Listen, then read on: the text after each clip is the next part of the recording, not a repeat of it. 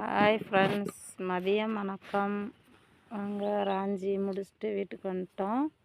வீட்டில் இப்போ பப்பாளி பழம் செதுக்கிக்கிட்டு இருக்கோம். மதிய சாப்பாடு எங்களுக்கு ஃப்ரூட்ஸு. இந்த ஃப்ரூட்ஸ் கிலோ 40 ரூபா.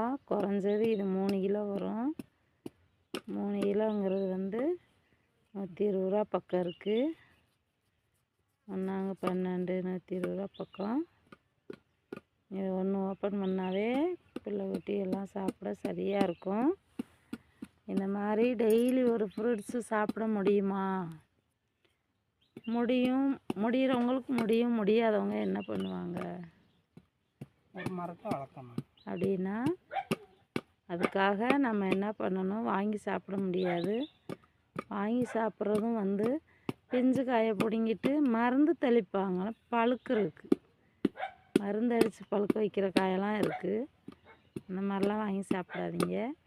இந்த மாதிரி ஃப்ரெஷ்ஷாக நம்ம எடுத்து ஃப்ரெஷ்ஷாக செதுக்கி சாப்பிடணுன்னா இங்கே பாருங்கள், அந்த ஃப்ரெஷ்ஷாக இருக்குது பார்த்தீங்களா?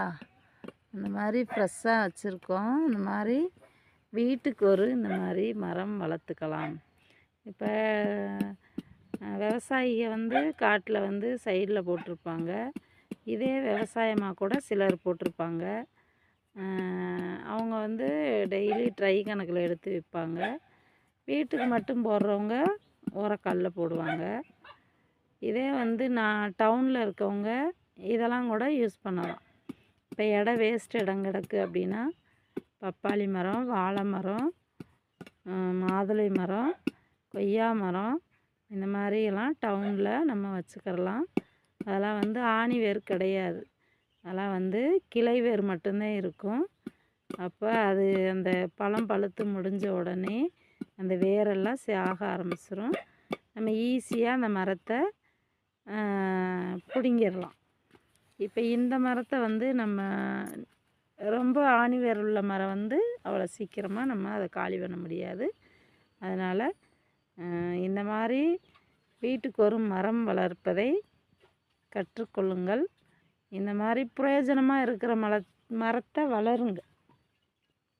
பிரயோஜனமாக இருக்கிற மரம் வளர்த்தா நம்ம உடம்புக்கு நல்லதாகவும் இருக்கும். ஹெல்த்துக்கு நல்ல பிரச்சனை இல்லாமல் இருக்கும். கண்ணுக்கு நல்லா இருக்கும். பப்பாளி பழம் கண்ணுக்கு நல்லது. அதனால் இந்த மாதிரி வளங்க, சாப்பிடுங்க. சேனலுக்கு சப்போர்ட் பண்ணுங்கள், சப்ஸ்கிரைப் பண்ணுங்கள், லைக் கொடுங்க, ஷேர் கொடுங்க, கமெண்ட் கொடுங்க.